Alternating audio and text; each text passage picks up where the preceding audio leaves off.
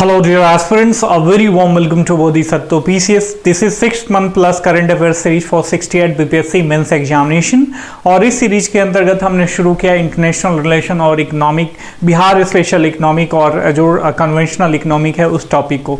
काफ़ी सारे टॉपिक इस सीरीज के अंतर्गत कवर किए जा चुके हैं। यदि आपने प्रीवियसली वीडियो नहीं देखा है तो नीचे वीडियो के डिस्क्रिप्शन बॉक्स में उसका लिंक दिया हुआ है, उसको आप देख के अपने प्रिपरेशन का पेस और स्टैंडर्ड दोनों मेंटेन कर सकते हैं हमारे फ्रेंड। और हाँ, यदि आप चैनल पर नए हैं तो चैनल को सब्सक्राइब करके बेल का आइकन जरूर दबा देना ताकि कोई भी लेटेस्ट नोटिफिकेशन आप तक आसानी से पहुंच सके। देखिए, जो आज का इंपॉर्टेंट टॉपिक है वह G20 की अध्यक्षता और इसके लिए भारत के इसका जो है भारत के लिए क्या मायने हैं, ये टॉपिक है। अपने आप में काफी इंपॉर्टेंट है और 99.99% संभावना ये है कि इस बार बीपीएससी के द्वारा चाहे एसए के पेपर में हो या आपके जीएस फर्स्ट का जो सेकंड पेपर में आईआर का क्वेश्चन रहता है एक दो, उन सारे सेक्शन में पूछे। ठीक है, तो ये वीडियो आपके लिए काफी इंपॉर्टेंट है। Watch this video from beginning to the last. और हाँ, देखिए, इसमें कोई हम इस टॉपिक पर पूरा डिटेल एनालिसिस नहीं करने वाले हैं क्योंकि ये टॉपिक अपने आप में बहुत बड़ा है और 1 से 1.5 घंटे का समय लगेगा।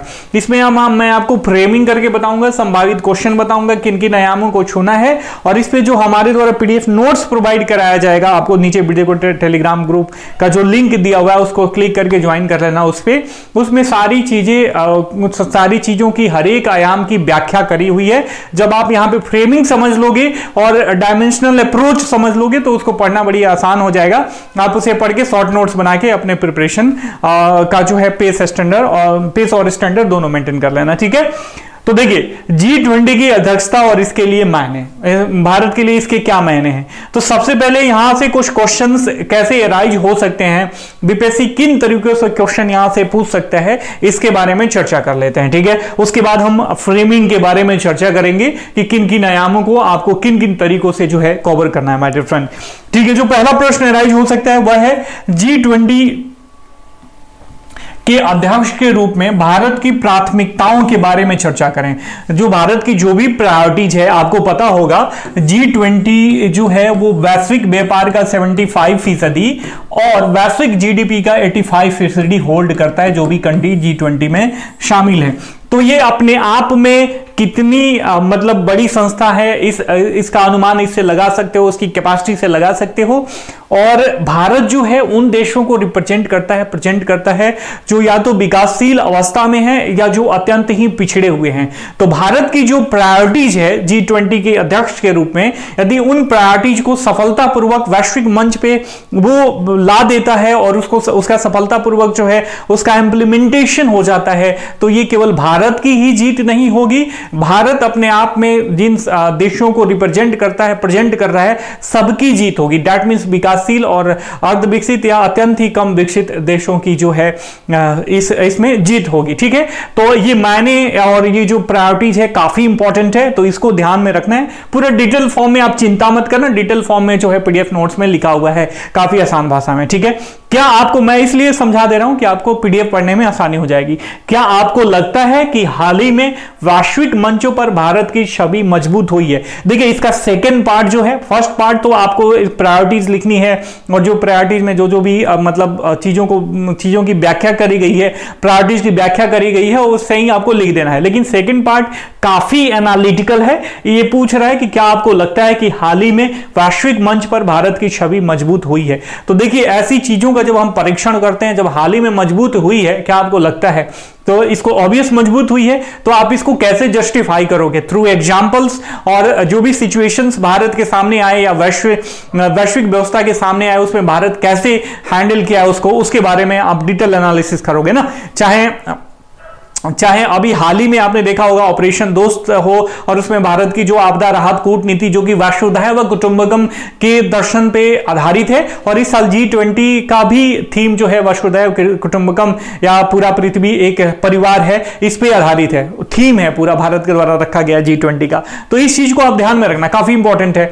जो चाहे ऑपरेशन दोस्त हो या ऑपरेशन गंगा जो यूक्रेन में चलाया गया था, जब यूक्रेन और रशिया का वार पिछले साल फरवरी 2022 में शुरू हुआ था, तब तो भारत जो है केवल अपने देशों का ही नहीं, जो इसके पड़ोसी देश हैं या कोई अन्य देश हैं जहां पे वहां पे उनके स्टूडेंट्स फंसे हुए थे, एमबीबीएस के स्टूडेंट, तो भारत के द्वारा अपना डिप्लोमेटिक चैनल यूज करके उन सारे स्टूडेंट्स का, अपने स्टूडेंट्स के साथ साथ अन्य देश के स्टूडेंट्सों का, इवन पाकिस्तान के छात्रों का एयरलिफ्ट कराया गया था। ठीक है, इसके साथ साथ यूनाइटेड नेशन सिक्योरिटी काउंसिल में जो उसकी अस्थायी सदस्यता की बात करें, वासेनार ग्रुप की अध्यक्षता कर रहा है उसकी बात करें, या फिर एससीओ की अध्यक्षता कर रहा है हाल ही में उसकी बात करें, G20 की अध्यक्षता की बात करें, तो ये सारी चीजें कहीं ना कहीं दर्शाती हैं कि भारत की छवि जो है एज अ मजबूत लीडर वैश्विक पैनोरमा पे उभर के सामने आई है, और उसका एक्सप्लेनेशन देते जाएंगे। ठीक है, और इसी को देखिए, अगर इसी को ऐसे घुमा के पूछे, मतलब नाक सीधे ना पकड़वा के ऐसे उल्टे पकड़वाए, तो कैसे क्वेश्चन पूछा जा सकता है,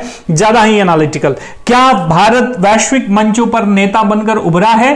परीक्षण करें, ठीक है, एग्जामिन करना है, वहीं आपको एग्जाम्पल देना है, और ये इसका सेकंड पार्ट है ना, तो इस दूसरे क्वेश्चन का फर्स्ट पार्ट बना दिया गया। ठीक है, भारत के G20 की अध्यक्षता के क्या मायने हैं, जो इसकी प्रायोरिटीज है वहीं इसके मायने हैं। प्रायोरिटीज का इंप्लीमेंटेशन और उसका सक्सेसफुली जो है मतलब उसको सफल करना ही इसके लिए मायने हैं।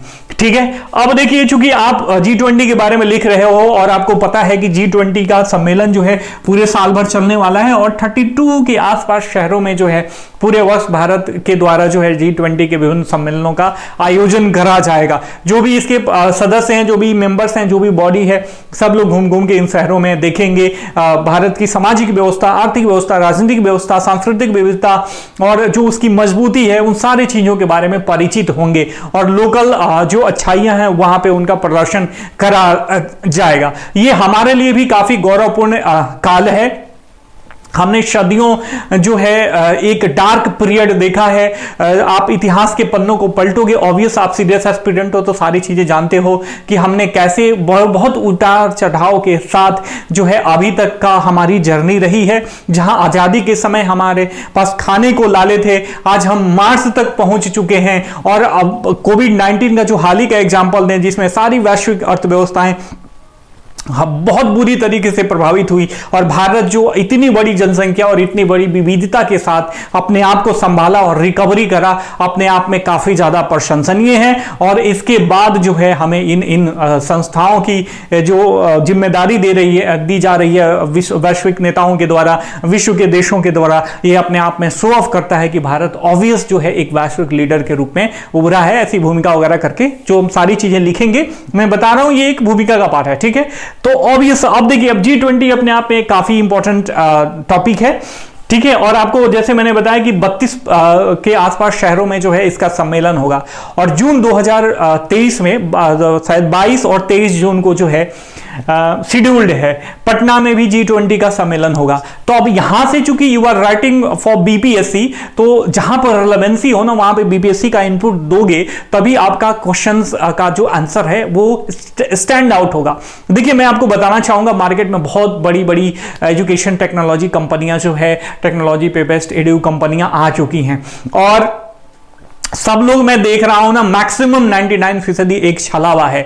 बच्चों को चाहे वो कम फीस ले रहे हो या ज्यादा फीस ले रहे हो, इसका कोई मैटर नहीं है, इसका कोई मतलब नहीं है, जब तक जो 100% बीपीएससी का दिमाग है ये उनकी समझ नहीं है। बहुत बड़े टीचर पहले यूपीएससी का पढ़ा रहे थे, बीपीएससी में मतलब बड़ी संस्थाओं के द्वारा, बड़े लोगों के द्वारा एक्वायर किए जा रहे हैं, लेकिन अप्रोच जो है अभी भी गलत है माय डियर फ्रेंड। अब मैं समझा रहा हूं आपको कैसे, थोड़ा सा पढ़ाई से हट के ये थोड़ी सी चीजें होंगी, लेकिन समय दीजिएगा, आपके समय मतलब आपके प्रिपरेशन में ये काफी ज्यादा वैल्यू एडिशन करेगा। देखिए, जब 2011 में यूपीएससी के द्वारा सिलेबस चेंज किया गया था, या 2013 में मेंस का पूरा मतलब वही स्ट्रक्चर ही चेंज कर दिया गया, तो जो हिंदी मीडियम वाले मैक्सिमम टीचर थे, जो अभी बड़े, कुछ तो बहुत बड़े नाम बन चुके हैं, और कुछ अभी बहुत बड़े टीचर्स के द्वारा उनको एक्वायर किया जा रहा है कि हम ये फलाना टीचर को ला रहे हैं, फलाना। मैं बता रहा हूं कि ये लोग लाख से 1.5 लाख रुपए जो भी उस समय इंस्टीट्यूट में जुड़े हुए थे, इन्होंने एक्वायर करा और पढ़ाने के नाम पे कुछ नहीं किया। जहां पे यूपीएससी का डिमांड चेंज हो चुका था, जहां पे यूपीएससी का क्वेश्चन पूछने का टेम्परामेंट चेंज हो चुका था, जहां पे खुद रिक्वायरमेंट थी कि टीचर जो है पढ़ाने से पहले खुद मेहनत करे सब्जेक्ट पे, जो यूपीएससी का करंट डिमांड है उसको फुलफिल करे, तो ये लोग फुलफिल नहीं किए। ये अपने आप में तथाकथित सेठ लोग जो हैं उन्होंने मेहनत नहीं करा, और धीरे धीरे आप देख रहे होंगे कि हिंदी मीडियम का कितना ग्राफ जो है सिलेक्शन का गिर चुका है। एक दो बच्चों का सिलेक्शन होता है तो बड़ी बड़ी संस्थाएं पैसे के दम पे या अपने किसी भी चैनल के दम पे जो है उनको एक्वायर करती हैं और अपना डंका पिटवाती हैं कि हमने सिलेक्शन दिलाया, ये दिलाया। भैया ये हकीकत नहीं है। हर एक बात देखिए, आप यदि आप सीरियस एस्पिरेंट हो तो एनालिसिस बहुत जरूरी है। एनालिटिकल अप्रोच आपके जीवन की सफलता का ये क्या है, द्योतक है, एक रास्ता है। यदि एनालिटिकल अप्रोच नहीं अपनाया तो आपके लिए जो है चीजें मुश्किल होती जाएंगी माय डियर फ्रेंड, ठीक है। तो हमेशा इन चीजों को ध्यान में रखना। अभी क्वेश्चन मेरे इन सारी चीजों को कहने का मतलब यह है कि G20 में लोग कहेंगे कि भैया इसकी क्या रिलेवेंसी है, बिहार की क्या रिलेवेंसी है, बिहार का इनपुट। तो मैं बता रहा हूं कि खुद बिहार की राजधानी पटना में जो है यहां पे G20 का समिट जो है शेड्यूल है 22-23 जून 2023, ठीक है। तो अब यहां पे क्वेश्चन इस तरीके से अराइज हो सकता है कि एक और चीज मैं बताना चाहूंगा। देखिए 67 मेंस का जब मैं प्रिपरेशन करा रहा था, मेरा पहला अनुभव था, लेकिन मुझे लगता है कि जो बीपीएससी के चेयरमैन साहब हैं उनके मस्तिष्क को मैं बहुत अच्छे तरीके से समझता हूं। मैं मतलब अपनी प्रशंसा नहीं कर रहा हूं, लेकिन जो मेरा अप्रोच है, जो कैप्चर करने का बीपीएससी के दिमाग को पढ़ने का तरीका है, मैं इसमें 100% सफल हुआ हूं अभी तक। मैं आपको बता रहा हूं, जैसे 68 बीपीएससी प्री की बात करें तो मैं कह रहा था कि एनालिटिकल अप्रोच के साथ पढ़ो, क्वेश्चन ज्यादा हार्ड नहीं पूछेगा, बस घुमा फिरा के पूछेगा चीजों को, ठीक है। लेकिन बच्चे माने नहीं, वही एमसीक्यू अप्रोच के साथ प्रिपरेशन करते आए। जबकि मैंने कहा कि टॉपिक वाइज पढ़ाई करो, उसके बाद उस पर लाखों एमसीक्यू करो ना, तो फिर बाद में कॉल करके रोने लगे कि सर इतना आसान था, मैंने गलत कर दिया, ये कर दिया, वो कर दिया। ये बात हो गई। फिर मेंस में जब मैं वीकली आंसर राइटिंग प्रैक्टिस करा रहा था तो एक टॉपिक पे दे दिया कि इस फलाने टॉपिक पे ऐसे लिखो। तो कुछ बच्चे जो नए नए बच्चे होते हैं, हालांकि उनकी मतलब ये गड़बड़ियां नहीं है, जब नए नए आते हैं तो समझते हैं कि हम सर्वे सर्वा हैं, हम मतलब हम ही सब कुछ हैं, मतलब हमें सब कुछ आता है। ऑब्वियस एनर्जी हाई रहती है, स्थिरता और स्थिरता की कमी होती है, मन में चंचलता ज्यादा होता है। तो उनको लगा कि एक बच्चे ने कहा, कुछ बच्चों ने कि सर ये तो बीपीएससी के पूछने का ट्रेंड ही नहीं है।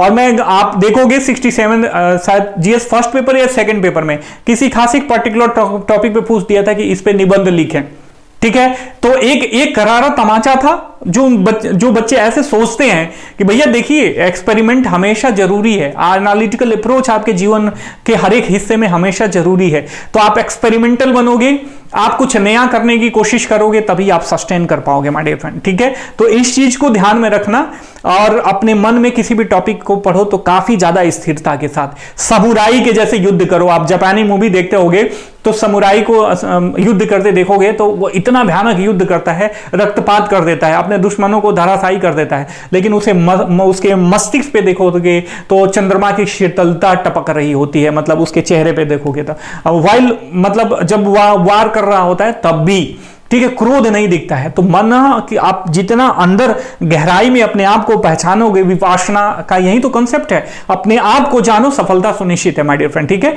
तो इस चीज को ध्यान में रखना और हमेशा एक्सपेरिमेंटल रहना। अब टोटल ये कहानी का जो सार है, जो मोरालिटी है, मैं आपको समझाना चाहूंगा कि अब G20 की बात करें और उसमें आप बिहार का इनपुट ना दो क्योंकि ये रिलेवेंसी है, तो आप जो है वो नॉर्मलाइज वाला जो नॉर्मल एवरेजिंग मार्किंग होती है ना 15 से 20 नंबर वाला, और आउट ऑफ 38 मार्क्स उतना ही मिलेगा। और वहीं यदि बिहार का इनपुट दे दो तो आपको 20+, 25+, 30 मार्क्स, 30+ तक जा सकते हो माय डियर फ्रेंड। अब वो कैसे होगा, बिहार के एस्पेक्ट में पूछे तो कैसे पूछ सकता है कि आप एक एसडीएम के रूप में यदि मौका मिले तो जून 2023 में पटना में होने वाले G20 में बिहार के किन आयामों को प्रदर्शित करेंगे।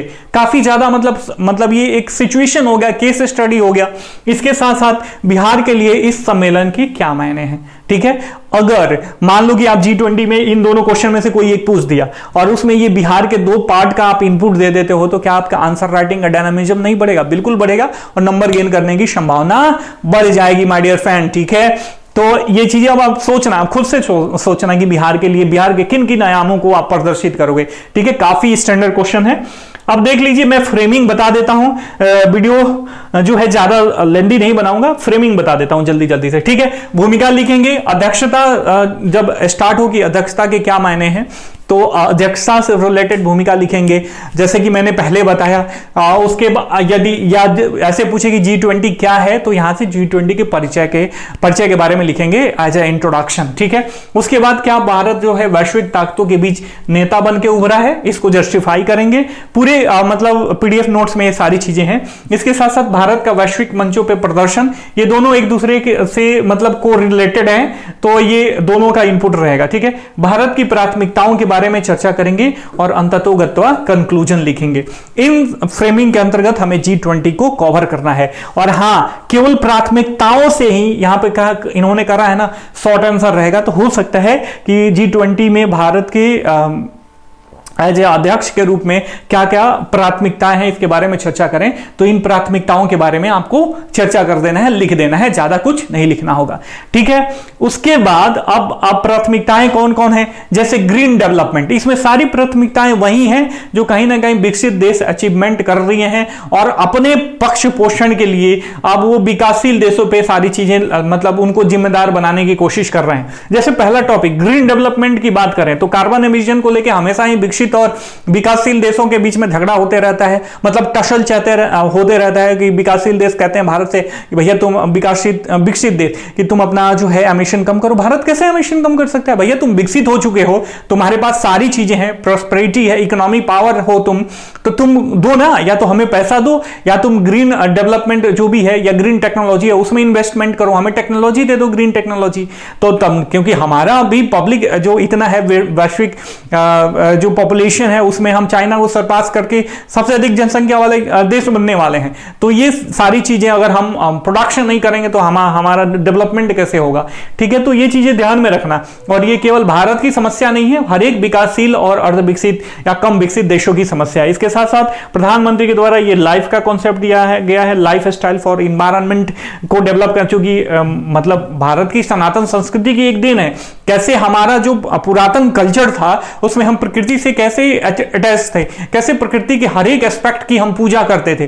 तो ये सारी चीजें हैं। इसके साथ साथ त्वरित समावेशी, और इस बार वसुधैव कुटुंबकम अपने आप में काफी इंपॉर्टेंट टॉपिक है, इस फिलॉसफी को ढंग से पढ़ लेना एक बार। ठीक है, इसके साथ साथ त्वरित एवं समावेशी विकास जो है प्रायोरिटीज है। एसडीजी में प्रगति, हर एक देखिए हर एक देश की अलग अलग क्षमताएं हैं, और तो सस्टेनेबल डेवलपमेंट गोल जो रखे गए हैं 2030 तक प्राप्त करने के लिए, तो हर एक अपने अपने मतलब कैपेसिटी के अनुसार उसे कवर करने की, उसे प्राप्त करने की कोशिश कर रहे हैं। तो कुछ लोग जिनके पास ज्यादा पावर है वो जल्दी प्राप्त कर लेंगे, ज्यादा इकोनॉमिक पावर है वो जल्दी प्राप्त कर सकते हैं और अच्छे तरीके से प्राप्त कर लेंगे, कुछ लोग पिछड़ जाएंगे। तो सब साथ में प्राप्त कर रहे हैं, ये जो है भारत का टारगेट है। इसके साथ साथ टेक्नोलॉजी ट्रांसफॉर्मेशन, जो तकनीक परिवर्तन हो रहा है उसका समावेशीकरण हो, ये भारत की प्रायोरिटी है। इसके साथ साथ बहुपक्षवाद, देखिए आप देखोगे कि वैश्विक शक्तियां जो है बहुत सारे कुछ ही देशों के साथ जो है सेंट्रलाइज हैं। चाहे अभी देखो, अब चाइना की बात करो, रशिया की बात करो, अमेरिका की बात करो, बाकी कौन पूछता है जी, किसको पूछता है, कोई नहीं पूछता है। ठीक है, तो भारत चाहता है कि देखिए सबका विकास हो और बहुपक्षीय ध्रुव मतलब बहुत ध्रुवीय विश्व का विकास हो। ये नहीं कि द्विध्रुवीय या त्रिध्रुवीय ट्राइपोलर बन जाए, बाइपोलर बन जाए। ऐसा होगा तो संतुलन जो है हमेशा विश्व का बिगड़ा रहेगा। तो बहुपक्षीयवाद रहेगा, बहुपक्षवाद की मजबूती होगी तो सब लोग अपना, या मल्टीपोलर विश्व रहेगा तो सब लोग जो है अपनी अपनी बातों को ढंग से रख पाएंगे और सबका साथ सबका विकास होगा। इसके साथ साथ वुमेन इंपावरमेंट की भी बात करी है, प्रायोरिटीज में से एक है इंडिया की। तो ये सारी चीजें थी मेरे द्वारा समझाई गई। पूरा डिटेल पीडीएफ नोट्स आपको नीचे दिए गए टेलीग्राम ग्रुप में मिल जाएगा my dear friend. I hope कि ओवरऑल आपको जो इन शॉर्ट एनालिसिस चाहिए था वो मिल गया। पीडीएफ नोट से पढ़ के आप उसका शॉर्ट नोट्स बना लेना। मिलते हैं अगली कक्षा में, तब तक के लिए साइनिंग ऑफ, टेक केयर, जय हिंद।